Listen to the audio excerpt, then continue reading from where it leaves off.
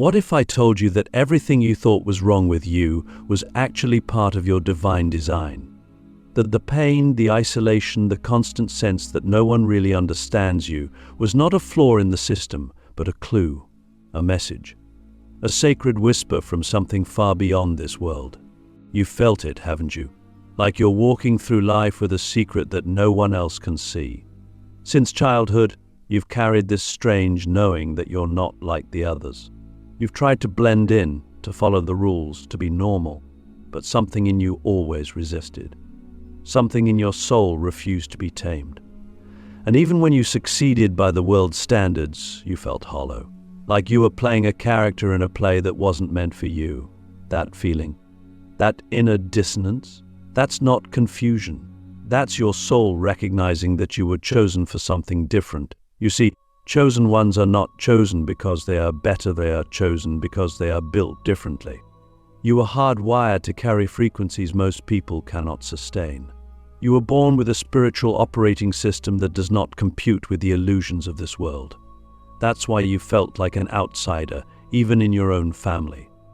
That's why you've questioned things others accept without blinking. That's why you've been through things that almost broke you but didn't. Because the first God-given sign is misfit energy, the inability to fully belong anywhere in the world. And while that may sound like a curse, it's actually the sacred mark of destiny. Because if you fit in, you wouldn't be able to see what's broken. And if you can't see what's broken, you can't fix it. The second sign is the ability to feel what others deny. You don't just observe emotions, you absorb them. You walk into a room and immediately sense the hidden tension, the unspoken grief, the joy that's being masked. You've always had this radar, this internal compass that lets you feel beneath the surface. And yes, it's exhausting. Yes, it's confusing. Sometimes it feels like you're drowning in a sea of other people's energy. But that's the price of your gift. Because chosen ones are energetic translators. You feel what others won't so you can help them heal what they can't. That sensitivity you've been told to toughen up. That's your superpower. And the world needs more of it. But here's where it gets even stranger. The third sign is the divine disruption pattern. Your life doesn't flow like others. Just when things start to seem stable, something shakes it all up. A job collapses. A relationship ends. A health crisis appears out of nowhere. You know the drill. And every time you think you've found solid ground, it shifts beneath your feet. Why? Because chosen ones are not allowed to get too comfortable in illusions. You are not here to build a life around what is false. You are here to burn through the lies and bring something new into this world. So the universe will keep disrupting you until you learn to surrender. Until you stop clinging to what's dying and start listening to what's calling. The question is, how many times will you resist before you realize that the storms are not punishments, they're invitations? That leads us to the fourth sign, which is the inner initiation. Chosen ones are initiated in silence, not by ceremony, not by religion, but by suffering. You've been through things no one knows about. You've faced nights that felt endless, pain that felt unbearable. And yet, here you are, still breathing, still rising, still searching. That's not coincidence. That's evidence. Evidence that your soul was being tempered like a blade. Initiation strips you down to nothing so that you can be rebuilt into something unshakable. You didn't survive those moments to return to a normal life. You survived because your soul refused to let go of its mission. And if you're still here, it means your mission isn't done. The fifth sign is divine dissatisfaction. No matter what you achieve, it never feels like enough. You could reach the top of your career, build the perfect life, and still feel this ache, this restlessness, this whisper that says, there's more. And it's not greed, it's not ego. It's your spirit remembering its assignment. Chosen ones are driven by something deeper than success. You are called to impact, to transform, to awaken. And so no matter what you do, if it's not aligned with your higher calling, you'll feel like something's missing. That discontent isn't failure, it's a compass. a divine GPS trying to reroute you toward your soul's true path. Now, the sixth sign is the presence of divine contradictions. You are both warrior and healer, both soft and unbreakable. You can sit in silence for days and then roar like thunder when it's time to speak truth. You are not one-dimensional, and you never will be. And that confuses people. They want to label you, put you in a box. But you don't fit. You shift. You evolve. You reflect. That dual nature is not confusion, it's sacred balance. It means you can reach people on every level. You understand the broken and the divine because you've been both. And that's what makes your energy so rare. And finally, the seventh Gojivan sign is the call to awaken others. Whether you're aware of it or not, your presence activates something in people. They might not understand it. They might resist it. But you stir something ancient in their soul. You remind them of what they forgot. You trigger their buried truth. Sometimes through love, sometimes through chaos, but always through truth. This is not about preaching or converting. It's about being so fully yourself, so aligned with your essence, that others can't help but feel their own resonance shift. That is what it means to be chosen. Not to be worshipped, but to be used by the divine as a living instrument of awakening. So now I must ask you something that only you can answer in the depths of your own heart. Have you felt the signs? Not just with your mind, but with your bones. Have you noticed the pattern of your life guiding you towards something invisible yet undeniable? If so, are you willing to stop running from it? Are you ready to remember who you really are? Click subscribe to this channel to get more profound spiritual lesson. There comes a moment in every chosen life where everything collapses. Not just once, but again and again, like waves that crash against the same shore until the old structure finally breaks apart. And in those moments, it feels like betrayal. It feels like punishment. You ask yourself, why me? Why does everything fall apart just when I finally start to find peace? But what if I told you that this collapse is not a mistake? That it is, in fact, the exact proof that you are being shaped for something greater. Chosen ones are not given power cheaply. You are not handed divine assignments while still clinging to illusions. Before you rise, you must be emptied, because the truth is, much of what you thought was you was not you. It was programming. It was trauma. It was expectation. It was survival. And so the divine strips it away. Slowly, painfully, sometimes all at once. The job you thought defined you, gone. The relationship that gave you identity, shattered. The belief systems you clung to like lifeboats, dismantled. And in the ashes, something terrifying happens. You meet yourself without the mask. And that version of you, the raw, unfiltered, naked soul, that's the one who's chosen. This stripping is brutal because it touches everything you use to avoid your truth. You see, when you're still living in false comfort, you can't hear the voice of your calling. It gets drowned out by noise and distraction. But when life takes everything away, the silence becomes deafening. And in that silence, you finally begin to hear you. Not the voice of fear, not the voice of ego, the voice of truth. The voice of the divine speaking directly through your intuition, your dreams, your pain. That's why chosen ones often awaken in suffering. It's not because they are cursed, it's because pain silences the world and amplifies the soul. But let's be honest, when you're in it, it doesn't feel sacred. It feels like death, and in many ways it is. It's the death of the false self, the death of everything you thought you needed to be, and that's terrifying. There will be nights when you cry out to the sky, when you doubt everything, when you question your sanity. There will be moments when you want to go back to who you were before, even if it means giving up the truth. And that's the test. Because chosen ones aren't defined by their gifts, they're defined by their resilience. Their willingness to keep going when everything is dark. Their ability to hold on to faith when all evidence says they shouldn't.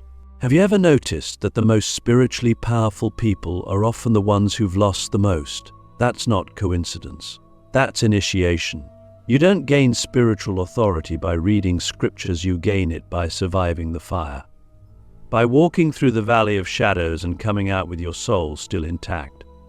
Every heartbreak, every betrayal, every loss, it was never meant to break you. It was meant to empty you so that something divine could be poured in. And something strange happens after the breaking. You begin to see with new eyes. You stop chasing what doesn't matter. You stop clinging to people who don't see you. You stop begging for love that isn't real. And in that emptiness, something sacred begins to grow. A quiet strength, a deep knowing, a presence that can't be explained but can always be felt. That's when you begin to walk differently, speak differently, move differently, because you're no longer trying to prove your worth. You've become it. So I ask you now, what have you lost that you thought would destroy you, but actually brought you closer to who you really are? And what if this season of loss is not the end but the beginning of your power? When you finally begin to surrender to the stripping, when you stop fighting the unraveling and allow the false to fall away, something subtle but undeniable starts to happen. The universe begins to whisper back, in symbols, in dreams, in moments that seem too perfectly timed to be coincidence. It starts slowly, like a soft echo in the corners of your awareness. You notice a number repeating everywhere. You hear a phrase someone says that matches a thought you had moments ago. You dream of something, and then it plays out in real life. These are not accidents. These are confirmations. This is the language of the divine spoken to those who are finally quiet enough to listen. Chosen ones are not guided by logic alone. We are guided by vibration, by resonance, by a deep inner compass that doesn't always make sense to the mind but speaks powerfully through the heart. That's why the universe doesn't speak to us in paragraphs, it speaks in patterns. It speaks in signs, in symbols, in subtle nudges that seem invisible to the world but unmistakable to our spirit. The more you awaken, the more you begin to notice it. A feather on the ground when you're doubting. A song lyric that answers a question you've been silently screaming. A stranger saying exactly what you needed to hear without knowing why. The deeper truth, these things have always been happening. You just weren't in the frequency to receive them. You see, synchronicity is not magic, it's alignment. When your inner world begins to align with your soul's purpose, your outer world starts to reflect it. You become a magnet for meaning. And the reason this is critical to your path as a chosen one is because when you're walking a path that no one else understands, you need confirmation from something greater. You need those divine echoes to remind you that you're not crazy, that you're not alone, that your steps, however painful or uncertain, are being watched and guided. And this guidance often shows up in dreams. Not the random, forgettable dreams cluttered with daily noise, but the vivid ones. The ones that wake you up at 3 a.m., with your heart pounding. The ones that feel more real than waking life. These dreams are transmissions. They are messages from your deeper self, or from the guides and energies that walk with you whether you believe in them or not. Have you ever had a dream that left you shaken for days? One that seemed to carry a truth you couldn't quite explain? That's not imagination, that's memory. That's your subconscious reminding you of the mission you chose before you even incarnated. And yet, this is where many chosen ones falter. Because the signs come, but the doubt returns. You ask, was that really a sign or just coincidence? And the mind tries to rationalize what the soul already knows. But let me tell you something powerful. Faith is the bridge between the seen and the unseen. And your journey cannot be walked with eyes alone, it must be walked with trust. It's not about believing blindly. It's about recognizing the patterns that speak directly to your spirit. And the more you trust them, the louder they become. So how do you know if what you're seeing is divine guidance? Here's the key. Real signs don't come from fear, they come with clarity. Even if the message is uncomfortable, it brings a deep, unshakable knowing. A peace that doesn't come from the mind, but from the soul. You don't need to understand it immediately. You just need to honor it, write it down, sit with it. Trust that meaning will unfold in time.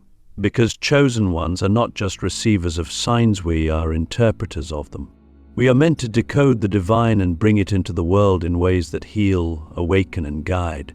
So ask yourself, what signs have I been ignoring because they didn't come in the way I expected? What dreams have I dismissed because they were too strange, too intense, too real? And what if the universe has been speaking to me this whole time, just waiting for me to listen differently? There's a reason your journey has been heavier than most. Why it feels like you've had to carry the weight of not just your own struggles, but the silent pain of your ancestors, the buried trauma of your bloodline, the unspoken wounds of your culture, your people, your past lives. You might not have language for this, but you felt it. In your body, in your behaviors, in the moments when you reacted with a pain that felt older than your own life. That's because chosen ones are not just here to awaken themselves. We are here to disrupt the entire lineage of suffering. You were born with a fire in you that refuses to accept the cycles, the abuse, the silence, the shame, the poverty, the addiction, the invisibility, the numbness, the lies. You weren't sent here to repeat them, you were sent here to end them. And that's why your path has been so intense. Because you are the interruption. You are the pattern breaker, the one brave enough to feel what others suppressed, to speak what others were too afraid to say, to face what others spent generations avoiding. That's not weakness, that's spiritual leadership at the highest level. But make no mistake, this is not a glamorous role. It is not a title you wear for praise. It is a fire you carry in your bones, a mission that bleeds through every choice you make. And it will require everything from you. Because when you choose to heal, you are not just healing for yourself. You are healing for your mother's silence, your father's rage, your grandmother's heartbreak, your grandfather's war. You are healing for the children you will one day raise or the children you will never meet, but whose lives will be changed because you decided to feel the pain and not pass it on. And this is why many chosen ones feel alone. Because the work we do is invisible. It doesn't always show up in accolades or applause. It shows up in sleepless nights, in setting boundaries that cost you relationships, in crying for reasons you can't explain, in feeling like you're carrying a mountain on your back that no one else can see. But let me tell you this, even if no one thanks you, the universe knows. The ancestors know. The children of the future know. Every time you choose truth over comfort, healing over hiding, love over fear, you are changing the entire energetic blueprint of your lineage. And that's not all. You're not just here to break the old, you're here to build the new. You are the spark that ignites awakening in others. You've noticed it, haven't you? People are drawn to you. They open up to you without knowing why. They feel calmer, clearer, more themselves in your presence. That's not by accident. That's because you carry a frequency of remembrance. Your energy activates something dormant in others. You don't even have to try. You just are. And that being is enough to shift the room, the conversation, the timeline. But here's the hardest truth of all. You may never fully see the fruit of your work. Chosen ones often plant seeds that bloom long after we're gone. We light fires that others will carry. We start revolutions that begin in whispers and end in transformations. And that's okay, because we didn't come here for recognition. We came here for redemption, for renewal, for resurrection. So now I leave you with this. What if everything you've suffered through was not just survival, but preparation? What if your pain was the portal, your breakdown the blueprint, your trauma the training ground? What if you are exactly who your bloodline has been waiting for? Because you are not just a person, you are a living prayer, a walking answer, a divine disruption in human form. And the world is finally ready for you.